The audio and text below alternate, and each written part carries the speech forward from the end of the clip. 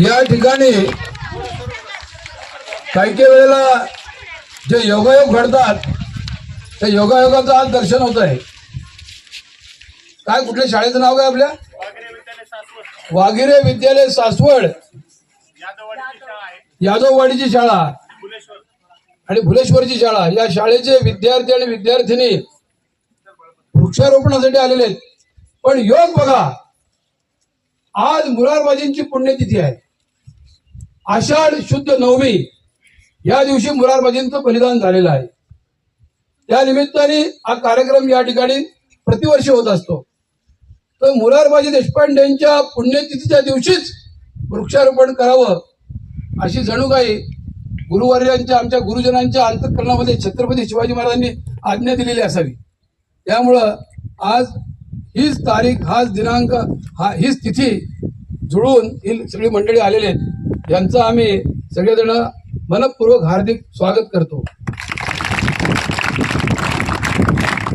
आता ऋत्विकजींनी मुरारबाजींचं वर्णन केलं.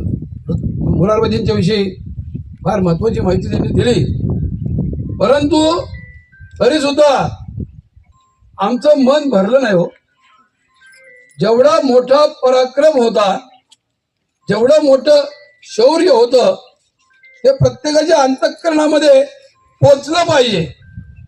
म्हणजे वर्णन असं आहे की मुरारबाजीचं मस्तक छेदल्यानंतर त्यांचं धड लढत होतं आणि ते त्यांच्या धडाच्या हालचालीने सुद्धा शत्रूला थरका पडत होता, असं वर्णन आहे. कदाचित ती दंतकथा असेल, परंतु मुरारबाजींचं शौर्य किती उच्च कोटीचं होतं याचा या ठिकाणी आपल्याला एक म्हणजे पडताळात लक्षात येतो. मुरारबाजी करी कारंजी पुरंदरावर रुधिराची, तुटली फुटली दौलत आमची धर्माच्या ध्वजराजाची, असं म्हणलेलं आहे. मुरारबाजीच्या शरीरातून रक्ताची कारंजी ओढत होती, पण तरी सुद्धा मुरारबाजी मागं हटत नव्हता आणि दिलेर खानाच्या अवाढव्य सैन्यासमोर तो थांबत नव्हता, झुकत नव्हता. सगळ्यात महत्वाचा विषय परिवर्तन. शिवाजी महाराजांनी केलेलं परिवर्तन लक्षात घ्या. मुरारबाजी कोण होते? मुरारबाजी साधे पूजा अर्चा सांगणारे गुरुजी होते, उपाध्याय होते. आपण भटजी म्हणतो ते भटजी होते. चंद्रराव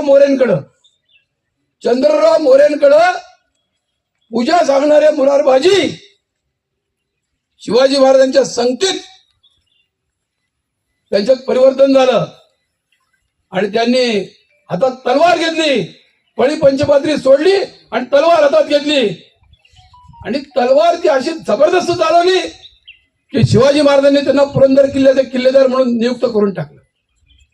हा सामान्य इतिहास नाहीये.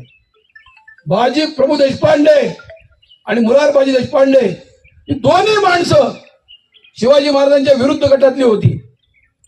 परंतु शिवाजी महाराजांनी त्यांना सांगितलं, आम्ही आमची संस्कृती, आमचा धर्म वाचवण्यासाठी, आमची मंदिरं आणि आमच्या माता भगिनींची प्रतिष्ठा जपण्यासाठी हा संघर्ष मांडलेला आहे बादशाहच्या विरुद्ध. आणि बादशाहचा जो अन्याय रयतेवर चालू आहे त्याच्या विरुद्ध आम्ही हे काम करतोय. ही शिवाजी महाराजांची भूमिका मुरारबाजी देशपांडेला पटली आणि त्यांनी चंद्रराव मोरेंची बाजू सोडून दिली. बाजीप्रभू देशपांडेंनी सुद्धा चंद्रराव मोरेंची बाजू सोडून दिली आणि ते शिवाजी महाराजांच्या सैन्यात आलेले आहेत. 2च दिवसांपूर्वी 13 जुलै हा बाजीप्रभू देशपांडेंच्या पुण्यतिथीचा दिवस होता, बलिदानाचा दिवस होता आणि आज मुरारबाजींच्या बलिदानाचा दिवस आहे. मी सगळी कथा सांगणार नाहीये, कारण सगळी कथा तुम्ही अनेक वेळा ऐकली असेल.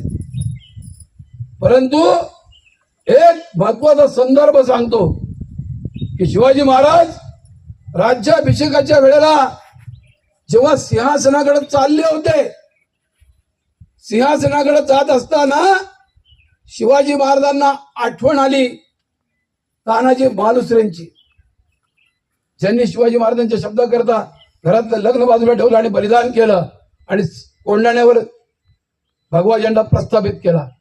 शिवाजी महाराजांना आठवण आली मुरारबाजी देशपांडेंची आणि शिवाजी महाराजांना आठवण आली बाजी प्रभू देशपांडेंची, शिवा काशींची आठवण आली शिवाजी महाराजांना, की ज्यांनी शिवाजी सारखा हुबेहूब पोशाख करून वेगळ्या पालखीत बसून या सिद्धी जोहरच्या सैन्याला फसवण्याचा प्रयत्न केला होता.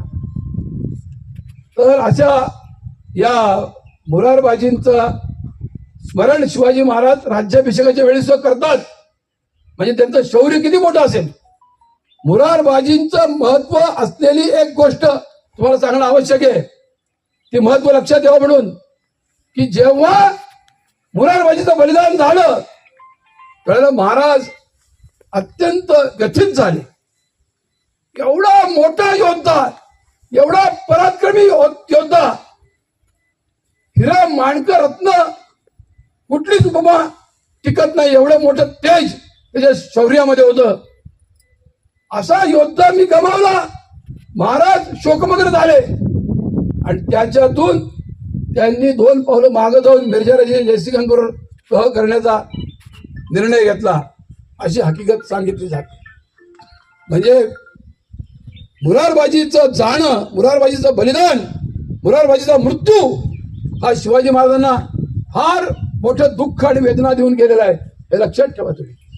आणि शिवाजी महाराज म्हणाले आपल्या जवळच्या लोकांना, अरे असं जर एक एक मोहरा माझा जायला लागला तर मी पुढचं कार्य करणार कसं, आणि हे स्वराज्याचा डाव मी जिंकणार कसा, मांडणार कसा. त्यामुळं शिवाजी महाराजांना त्यावेळेला माघार घ्यावी लागली. परंतु माघार घेतलेल्या शिवाजी महाराजांनी आग्र्याहून सुटल्यानंतर गरुड झेप घेतलेली आहे. पुढच्या 8 वर्षात शिवाजी महाराजांनी 260 किल्ल्यावर भगवा झेंडा फडकवलेला आहे.